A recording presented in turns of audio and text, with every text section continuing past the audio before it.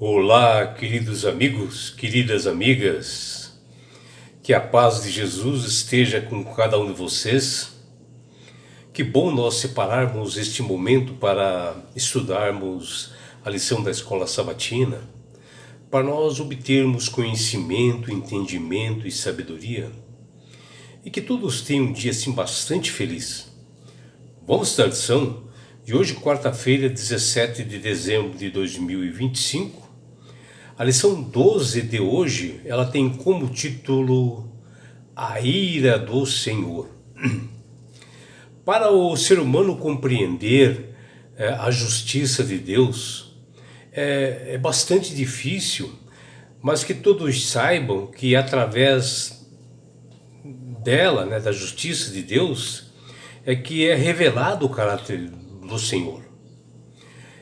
E a ira de Deus é um dos elementos da justiça divina, porque Deus a só aplica quando realmente o ser humano ultrapassa os limites da compreensão e começa a afrontar o Criador do Universo. E porque a ira divina, ela é uma reação equilibrada, santa, e o Criador procede desta forma contra o pecado e a iniquidade para eliminar.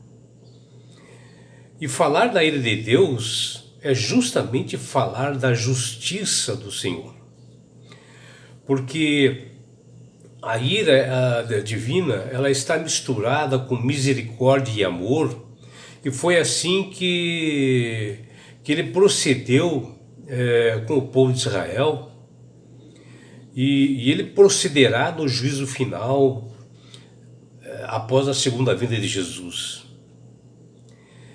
E o que nós vemos aqui na lição de hoje, ali baseada em Josué 23, versículos 15 e 16, Números, versículos 11 e 33, 2 Crônicas 36, 16, Apocalipse 14, versículo 10, e Apocalipse 19, versículos 15 e 1,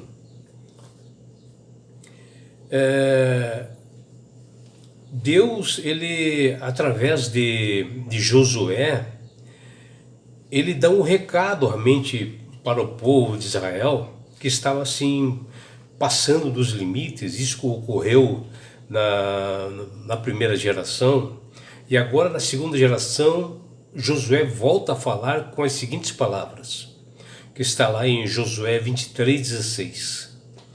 Quando violardes a aliança que o vosso Senhor, vosso Deus, vos ordenou, e fordes e servirdes a outros deuses, e os adorardes, então a ira do Senhor se acenderá sobre vós, e logo perecereis na boa terra que vos deu. Olha o aviso, meus amigos. Está lá em Josué 23:16.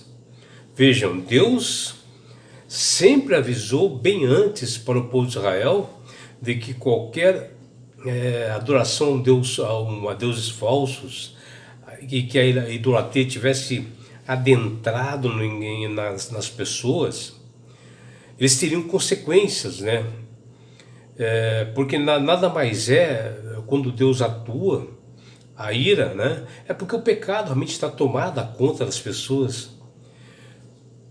E aqui o próprio Israel, o povo santo que Deus havia escolhido, já haviam tido uma primeira experiência negativa quando eles haviam recebido a ira divina, por justamente essa primeira geração adorarem outros deuses durante as peregrinações ali pelo deserto.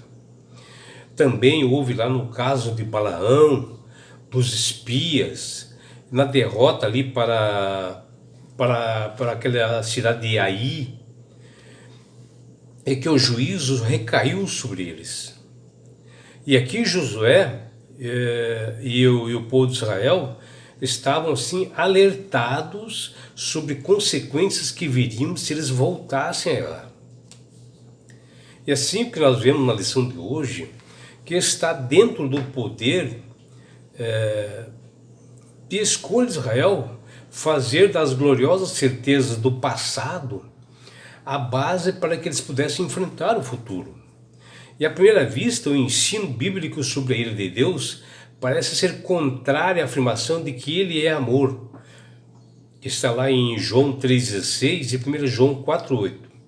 No entanto, é exatamente à luz da ira divina que a doutrina bíblica que mostra o amor de Deus. E ele se torna assim, cada vez mais relevante dentro das palavras do Senhor.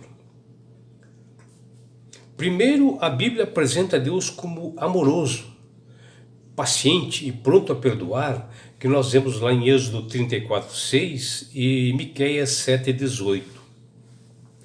No entanto, no contexto, assim, de um modo afetado pelo pecado, a ira do Senhor é a atitude da sua santidade e justiça quando ela é confrontada com o pecado e o mal.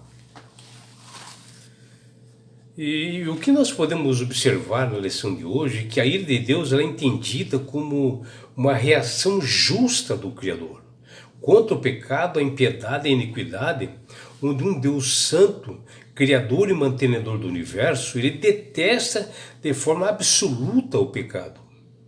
Ele não aprova aquilo que não esteja em conformidade com seu caráter. Quando o apetite, e as paixões carnais assumem o controle da mente humana, o homem fica assim limitado a enxergar tão somente o corruptível. Ele fica tomado realmente pelos enganos de Satanás. E o homem nesse estado, quando ele se toma realmente pelo pecado, ele fica com o coração furtado ali pela cobiça, as suas ambições tornam-se irracionais, as suas aspirações ficam frustradas, entrando em um processo de constante insatisfação e querendo cada vez mais. E quando um cristão, principalmente, que conhece a verdade, Deus fica mais irado ainda porque ele ensinou os estatutos e mandamentos. E o povo de Israel experimentou a ira do Senhor dura durante a sua caminhada na primeira geração pelo deserto, quando eles estavam rumo a Canaã, que nós vemos ali em Números 11:33 e Números 12:9. E assim como eles já estavam ali na Terra Prometida, que nós podemos ver em Josué 7:1, eles também realmente pecaram ali. Então esse povo estava bem consciente da resultante, das consequências de provocar a ira do Senhor, do Deus Yahvé, ao quebrar abertamente a aliança com Deus. Não há ruptura extremamente entre um corpo e espírito, não existe ruptura disto. O homem ele é um ser holístico e como tal precisa buscar a nutrição ideal para cada aspecto da sua vida. É um processo que requer renúncia, perseverança, confiança na provisão divina e completa dependência de um grandioso Deus e amoroso. E Josué, no seu discurso incisivo, ele fala disso, porque é muito triste, aterrorizante, ouvir que o Senhor destruiria Israel, já que o mesmo termo usado anteriormente para se referir à aniquilação dos cananeus que o próprio Deus falou que o povo de Israel deveria aniquilar pela maldade, aniquilar os cananeus. E por que eles entraram então com os mesmos pecados dos cananeus? Israel só tinha dois caminhos a seguir: o da maldição, que era a desobediência, e para a morte com as bênçãos, ou para a morte, essa é a maldição, ou as bênçãos que recaíam sobre ele através de Deus, ao eles obedecerem às leis do Senhor para a vida, para o seu crescimento, para a prosperidade. E Deus diz: se permanecessem fiéis ao Senhor e obedecer os mandamentos, receberiam ricas bênçãos, mas rejeitando ao Senhor, ao Senhor diz, seriam consumidas pela sua iniquidade, que está lá em Levítico 26, 39. A terra prometida, ela foi invadida por vários povos, né, ali da região, que eram os hititas, os amorreus, os cananeus, os perizeus, os heveus, os jebuseus, que eram povos pagãos que adoravam a Baal e eram realmente muito maus, e eles invadiram aquelas terras lá indevidamente, tomaram algo que não lhes pertencia. Isso ocorreu lá cerca de 400 anos antes. Imagina você, alguém tomar suas propriedades, tem uma fazenda, vai lá, toma, não interessa quanto tempo você tem lá. Eles foram lá e tomaram, 400 anos antes disso aqui. E Deus já havia prometido para Abraão que seus descendentes herdariam essas terras prometidas de Canaã, que está lá em Gênesis 15, 18.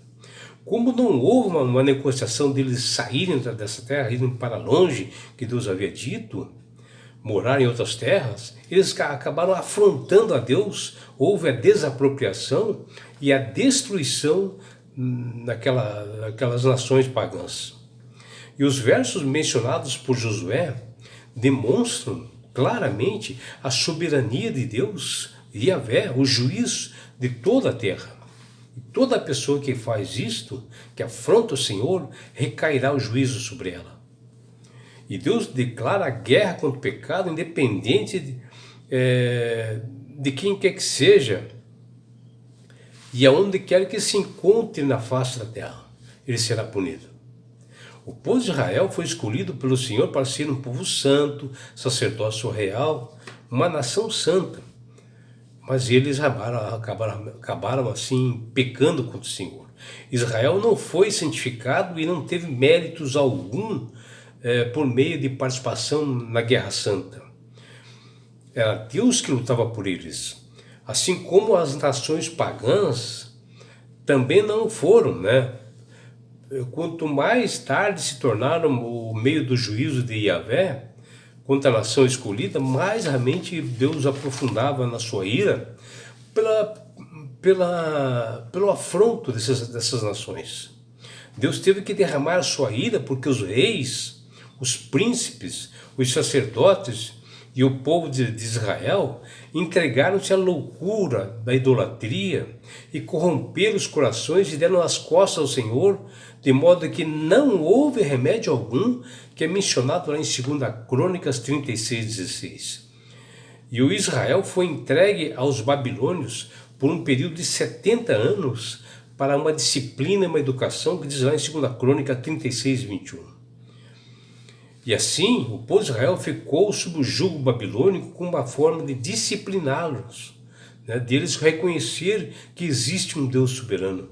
E para nós, nos dias de hoje, há um recado muito claro nas Sagradas Escrituras de que haverá um juízo sobre os adoradores da besta e da sua imagem, a quem quer que receba a marca do seu nome, que está lá em Apocalipse 14:11. E isto é uma advertência, uma exortação, a fim de que os servos fiéis do Senhor saiam das fileiras do inimigo, para que a ira de Deus não caia sobre elas após a segunda vinda de Jesus, que se aproxima. A ira de Deus, ela é justa, é uma resposta pronta contra o mal insistente, porém equilibrada, cheio de amor e misericórdia, mas que será finalizada no juízo final, doa a quem doer. E é por isso, meu amigo, minha amiga, que Deus tem clamado, falado, através do poder do Espírito Santo, para que todos aceitem a Jesus como Salvador e Senhor, porque o próprio Jesus diz: eu sou o caminho, a verdade e a vida, ninguém vai ao Pai senão por mim, que está lá em João 14:6. É Jesus, é você realmente buscar nas Escrituras a verdade que está lá, onde o próprio Jesus diz que ele é o único meio de salvação. Agora você vai discutir com Deus? Se Jesus veio aqui nessa terra, morreu por mim, por você, que está lá na Bíblia, O seu sangue jorrou na cruz do Calvário pelos nossos pecados e nos dá a oportunidade de salvação e você vai rejeitar? O juízo recairá sobre você, meus amigos, se você não aceitar. E que você, meu amigo, minha amiga, tenha um belo dia ao lado do Criador do Universo. É o que deseja seu amigo João Carlos Amorim.